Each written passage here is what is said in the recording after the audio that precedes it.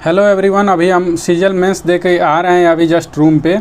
तो अभी मैं खुद थोड़ा अपने बारे में बता दूं कि मैं अभी एक्साइज इंस्पेक्टर के तौर पे वर्किंग हूं और मैं टाइपिंग नहीं दूंगा, टाइपिंग स्किप कर दूंगा। फ़िलहाल मैं बता रहा हूं कि पेपर कैसा आया था। तो मैंने जब सबसे पहले मैंने मैथ्स ही अटैम्प्ट लिया था।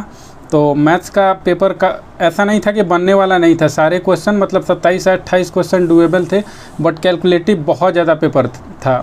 7 से 8 सवाल इतना कैलकुलेटिव था, टाइम लग रहा था। पेपर बन रहा था लेकिन टाइम ज़्यादा लग रहा था। इस वजह से मेरे भी 5 सवाल छूट गए मैथ्स में। तो मैंने 25 ही अटैम्प्ट कर पाया मैथ्स को।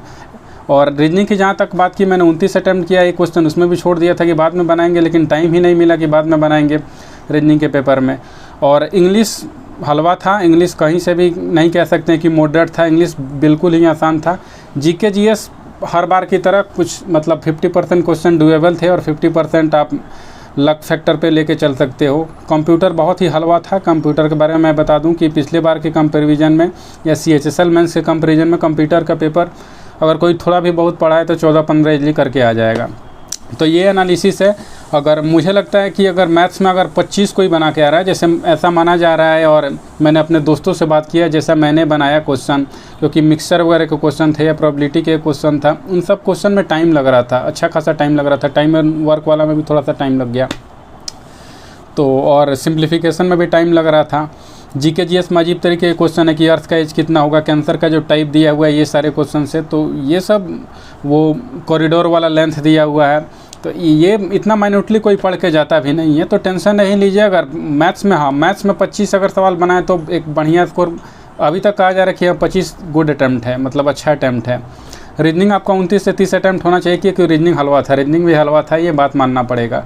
इंग्लिश का मैंने बता दिया कि इंग्लिश का पूरा पेपर आसान था, कहीं से एक भी क्वेश्चन मुझे डिफ़िकल्ट नहीं लगा। हो सकता है 1-2 सिली मिस्टेक हो जाए, अलग बात है।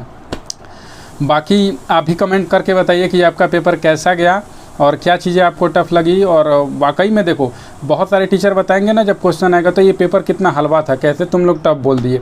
लेकिन जो बंदा वहाँ पे बैठ के पेपर देता है ना, उसको 1-1 मिनट की कीमत पता चलती है कि पेपर में एक्चुअली पेपर डिफ़िकल्ट नहीं रहता है। टाइम एक बार क्वेश्चन का आंसर नहीं आया ना तो फिर प्रेशर बनने लगता है कि कहाँ पे मिस्टेक्स हो रहा है, फिर नेक्स्ट क्वेश्चन में भी फंसते जाते हैं। वो चीज़ टीचर नहीं समझ पाते हैं, एक एस्पिरेंट ही समझ पाता है।